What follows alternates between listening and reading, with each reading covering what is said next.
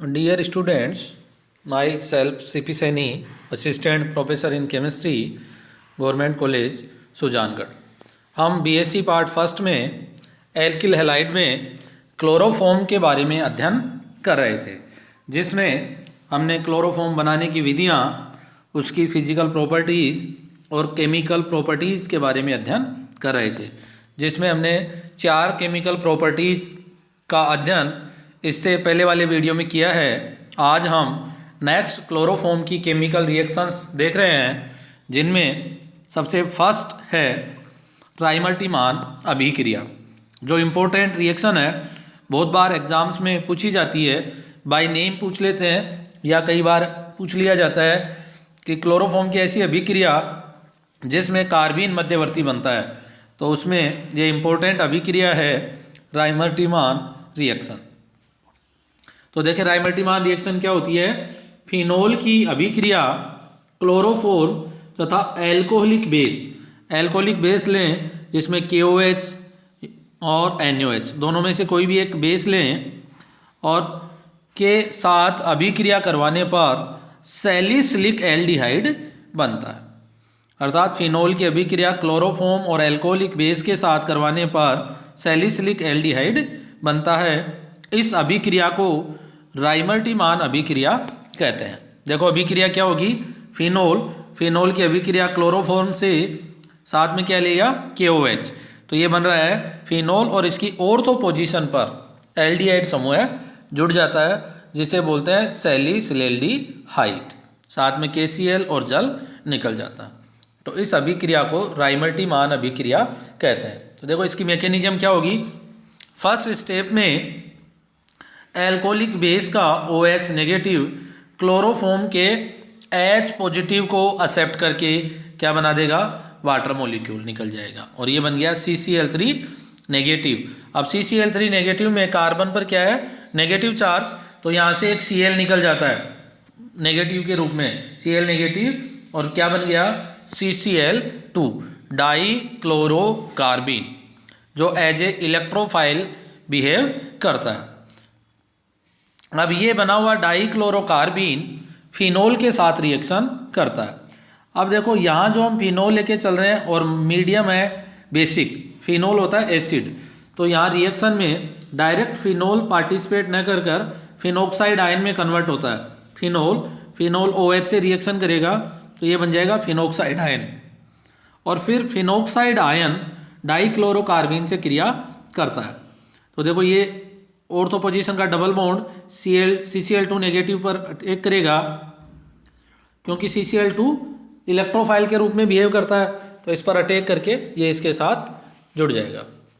फिर यहाँ से निकलेगा H पॉजिटिव और CCl2 इसके साथ जुड़ा हुआ है, तो फिर ये ऑक्सीजन से डबल बॉन्डेड ऑक्सीजन की तरफ इलेक्ट्रॉन अट्रैक्ट करके ये कन्वर्ट हो गया फिनोक्साइड आयन में, और यहाँ जुड़ गया CCl2, और इस पर जो नेगेटिव चार्ज आया था उससे क्या जुड़ गया, H, तो ये बन गया CHCl2। फिर इसकी वापस बेस के 2 OH नेगेटिव क्रिया करेंगे। यहाँ पर होगा बेसिक हाइड्रोलाइसिस, क्षारीय जल अवगठन, जिससे Cl के साथ 2 OH जुड़ेंगे और एक कार्बन पर 2 OH होने के कारण क्या निकल जाएंगे, वाटर मॉलिक्यूल, और ये बन जाएगा सैलिसिलिक एल्डिहाइड का ऋणायन। फिर H पॉजिटिव इसके साथ जुड़कर बना देता है सैलिसिलेल्डिहाइड। इस तरह से फिनोल से सैलिसिलेल्डिहाइड का फॉर्मेशन होता है। नेक्स्ट रिएक्शन 6, क्लोरीन से क्रिया। सूर्य के प्रकाश की उपस्थिति में क्लोरोफॉर्म क्लोरीन के साथ क्रिया करके CCl4 या कार्बन टेट्राक्लोराइड बनाता है। छोटी सी रिएक्शन है ये, इसको हम कार्बन टेट्राक्लोराइड बनाने की विधियों में भी पढ़ेंगे कि क्लोरोफॉर्म प्रकाश की उपस्थिति में क्लोरीन से क्रिया करके CCl4 या कार्बन टेट्राक्लोराइड बनाता है। नेक्स्ट रिएक्शन है एसीटोन के साथ क्रिया। इंपॉर्टेंट रिएक्शन है।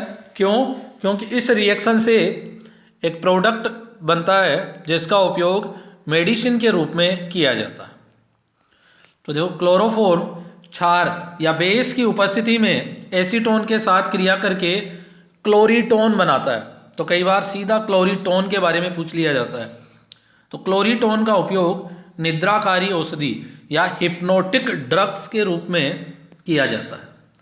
देखो रिएक्शन क्या होगी, क्लोरोफॉर्म और क्लोरोफॉर्म रिएक्ट करेगा एसीटोन के CO ग्रुप पर, तो CO ग्रुप में बॉन्ड के इलेक्ट्रॉन ऑक्सीजन की तरफ अट्रैक्ट होंगे, तो ऑक्सीजन पर नेगेटिव, कार्बन पर क्या होगा पॉजिटिव, तो ऑक्सीजन नेगेटिव पे तो जुड़ जाएगा क्लोरोफॉर्म का H, तो ये तो देखो OH, और कार्बन पॉजिटिव से फिर बचा हुआ पार्ट CCl3 नेगेटिव, और ये बन जाता है क्लोरीटोन, जिसका उपयोग हिप्नोटिक ड्रग या निद्राकारी औषधि के रूप में किया जाता है।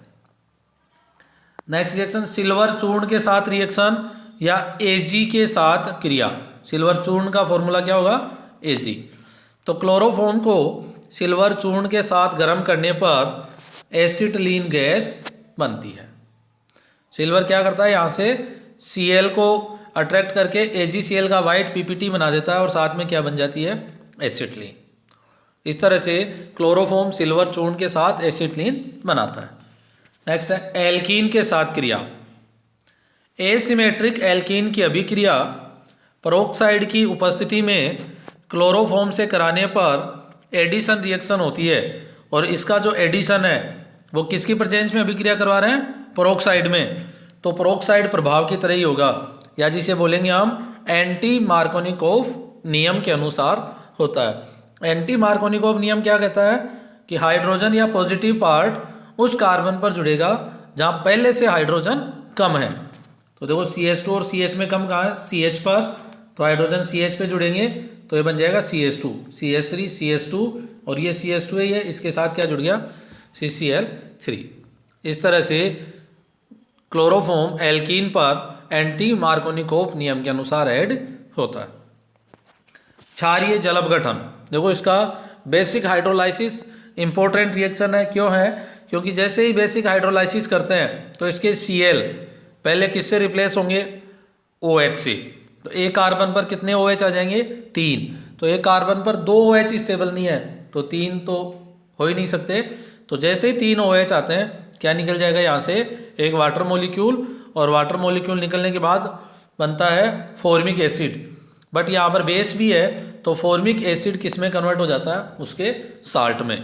तो इस तरह से देखें क्लोरोफॉर्म NaOH के साथ क्रिया करके सोडियम फॉर्मेट बनाता है, साथ में NaCl और वाटर मॉलिक्यूल निकल जाते हैं। इस तरह से यह है क्लोरोफॉर्म की केमिकल प्रॉपर्टीज या chemical reactions.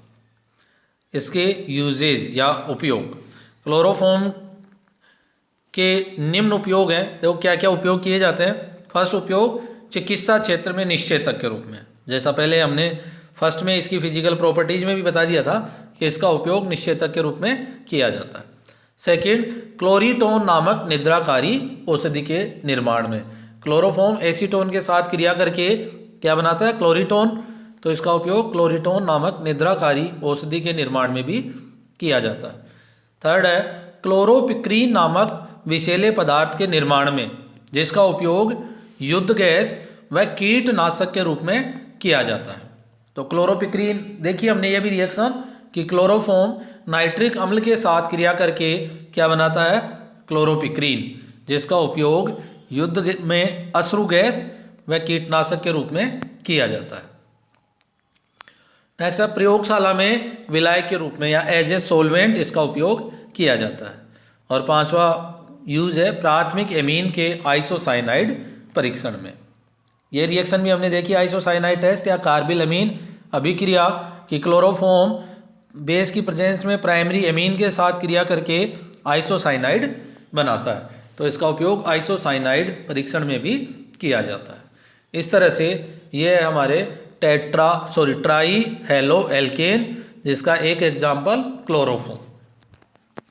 Next tetra halo alkane, अर्थात ऐसे हेलो एल्केन जिनमें 4 हेलोजन जुड़े हों।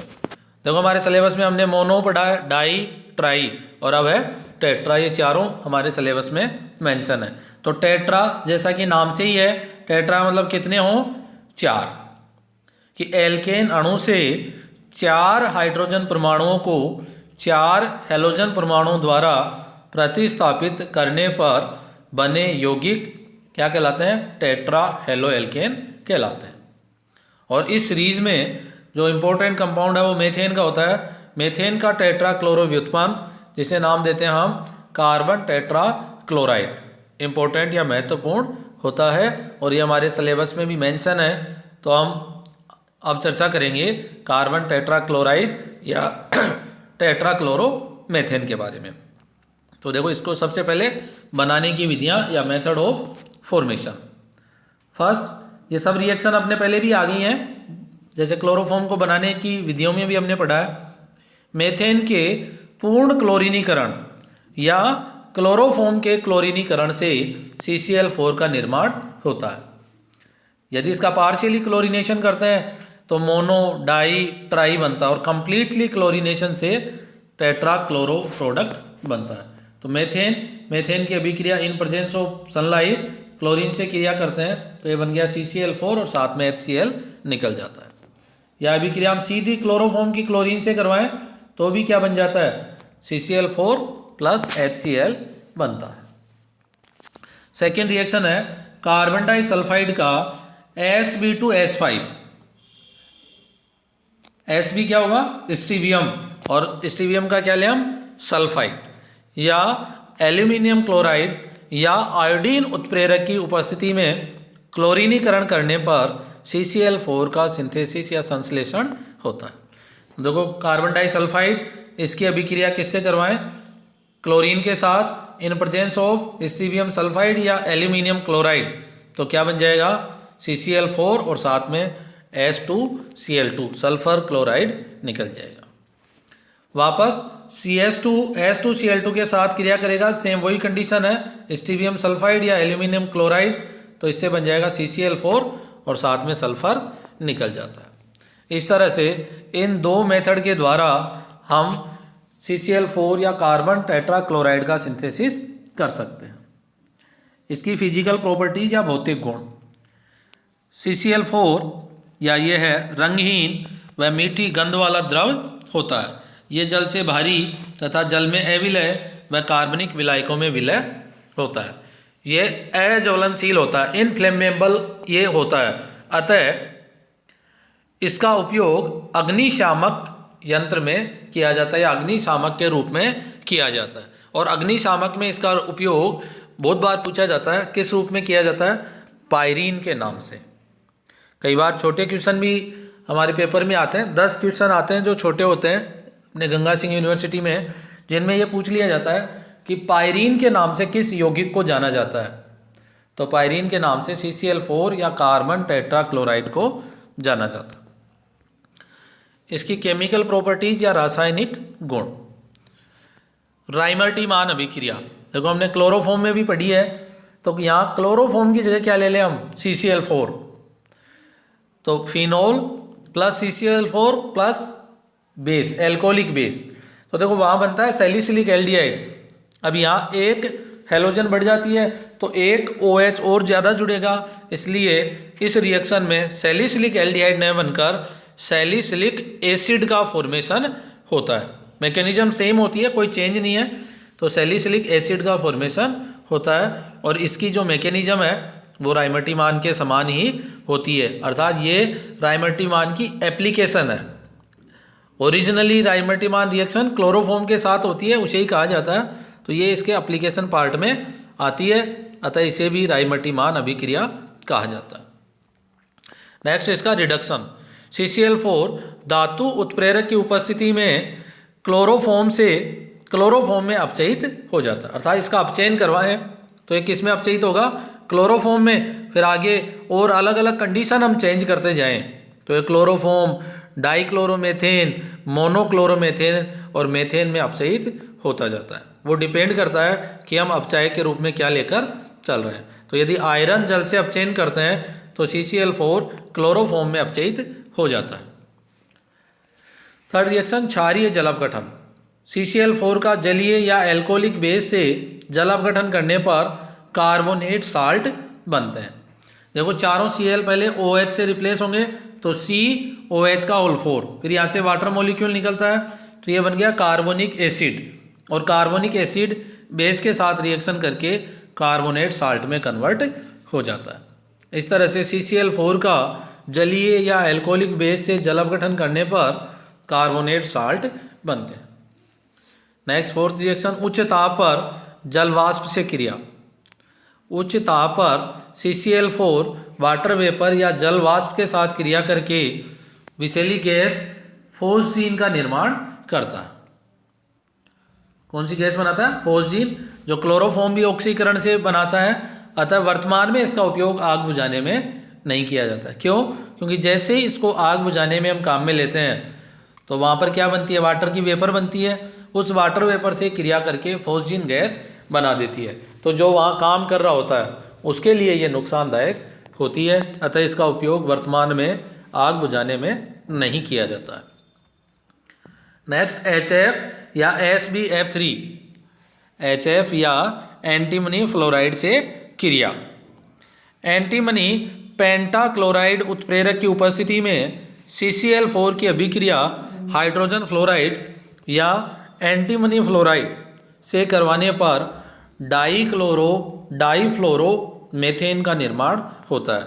और डाईफ्लोरोमेथेन या मेथेन के डाईफ्लोरो व्युत्पन्न फ्रियोन कहलाते हैं, जिनका उपयोग रेफ्रिजरेशन में कूलेंट या प्रशीतक के रूप में किया जाता है।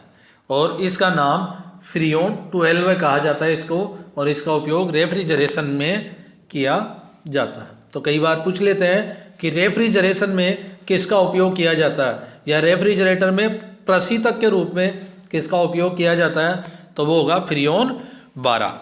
और इसका फॉर्मूला क्या हो जाएगा? CCl2F2 डाईफ्लोरोमेथेन। अब इसके यूज़ या उपयोग, तो इसका उपयोग पायरीन के नाम से अग्निशामक के रूप में किया जाता है।